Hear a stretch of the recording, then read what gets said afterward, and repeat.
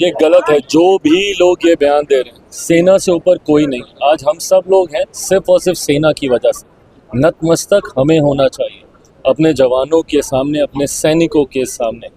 ऐसे में जो व्यक्ति ऐसे बयान दे रहे हैं, भले वो मध्य प्रदेश के मंत्री हों या जो भी लोग, जो हमारे जवानों की तुलना आतंकियों के परिवार के साथ कर रहे हैं, ये शर्मनाक बयान है।